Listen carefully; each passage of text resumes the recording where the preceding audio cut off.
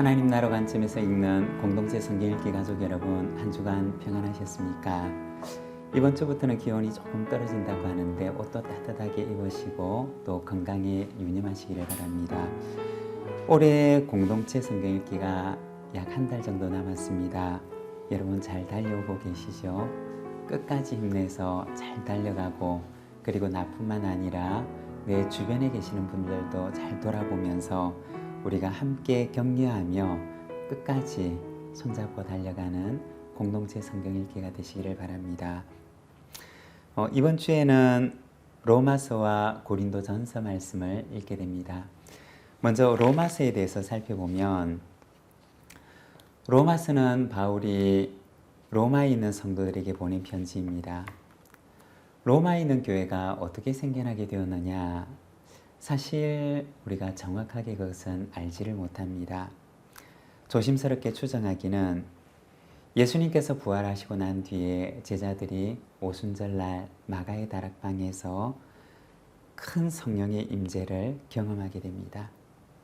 그리고 이때 성령의 임재를 받았던 제자들이 나가서 복음을 전하게 되는데, 이 복음을 전하는 복음을 들었던 이들이 있었습니다.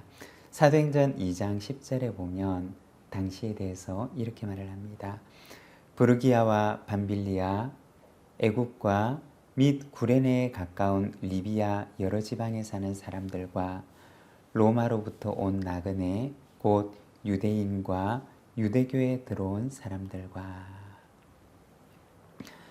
그 당시 오순절을 맞이해서 로마로부터 예루살렘으로 방문했던 이들이 있었는데, 이들이 로마로 돌아가서 시작된 것이 아마 로마에 있는 교회의 시작이었을 것입니다. 그러면 이 편지의 목적은 무엇일까요? 바울은 세 번의 전도여행을 하게 되는데, 세 번째 전도여행을 마칠 때 고린도에 머물면서 그는 로마에 있는 성도들에게 편지를 쓰게 됩니다. 편지 속에는 먼저 자기가 전하고 있는 복음의 내용을 밝힙니다. 그리고 유대인과 이방인들을 향한 하나님의 구원의 계획을 말합니다.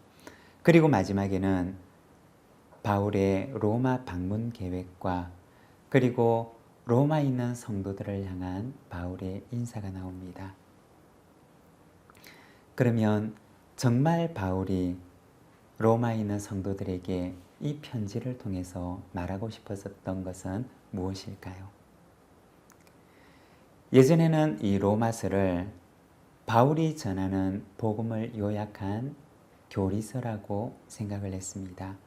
그런데 요즘에는 로마서를 조금 다른 관점에서 바라봅니다.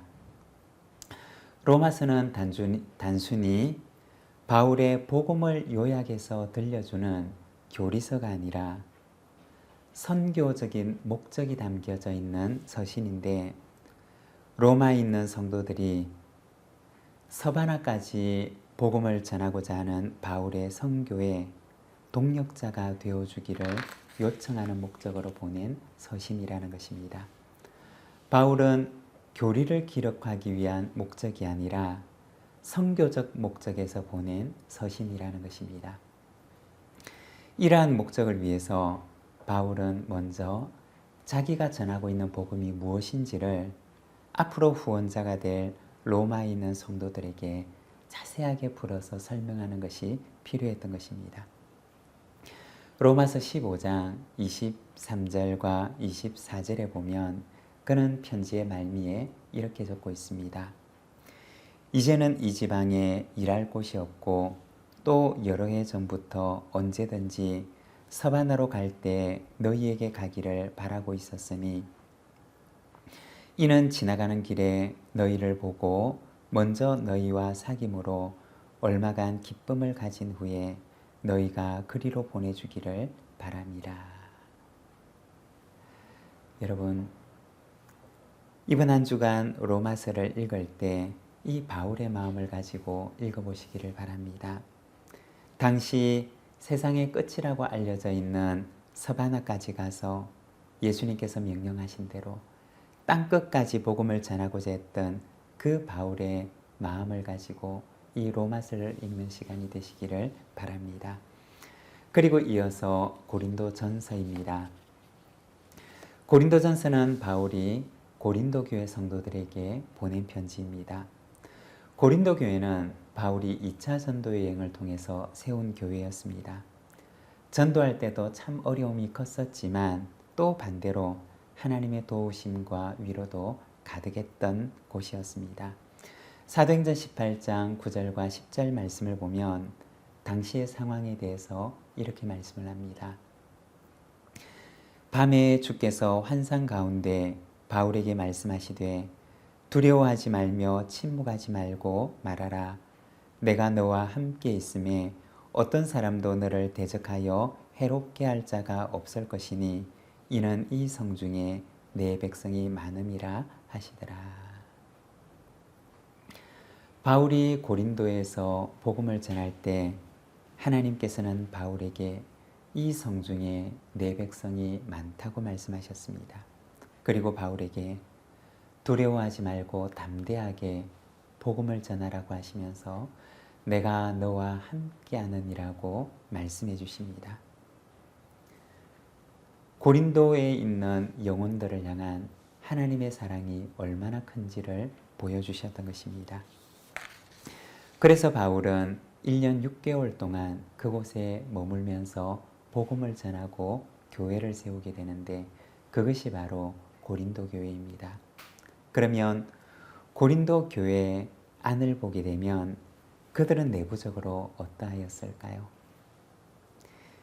예수님을 영접하기는 했지만 아직까지 온전히 성숙하지 못했던 성도들이 많았습니다. 하나님의 은사인 선물들은 가득했지만 성령의 임재 가운데 맺어지는 성품의 열매인 성령의 열매는 부족했던 것입니다. 고린도전서 3장 1절에 보면 고린도 교회 성도들을 향해서 바울은 이렇게 편지합니다. 형제들아, 내가 신령한 자들에게 대함과 같이 너희에게 말할 수 없어서 육신에 속한 자 곧 그리스도 안에서 어린아이들을 대함과 같이 하노라. 그들은 어떤 사람들이었을까요? 성품 속에 성령의 열매를 아직 맺지 못한 어린아이와 같은 사람들이었던 것입니다. 어린아이와 같은 사람들이 가득했으니 그 안에 얼마나 문제들이 많았을까요? 이처럼 어린아이와 같은 모습을 가진 이들에게 그리스도 안에서 좀 더 성숙한 성도가 되기를 바라는 마음으로 바울은 이 편지를 적게 됩니다. 여러분, 우리의 모습은 어떠합니까? 어린아이와 같은 모습입니까? 아니면 성령 안에서 성숙해가는 모습입니까? 이번 한 주간 로마서와 고린도전서를 읽으면서 땅끝까지 복음을 전하고자 했던 그 바울의 마음을 느끼고 성숙한 성도가 되기를 당부하는 권면처럼 신앙의 성숙을 향한 갈망과 다짐이 새롭게 되는 공동체 성경 읽기 가족들이 되시기를 바랍니다.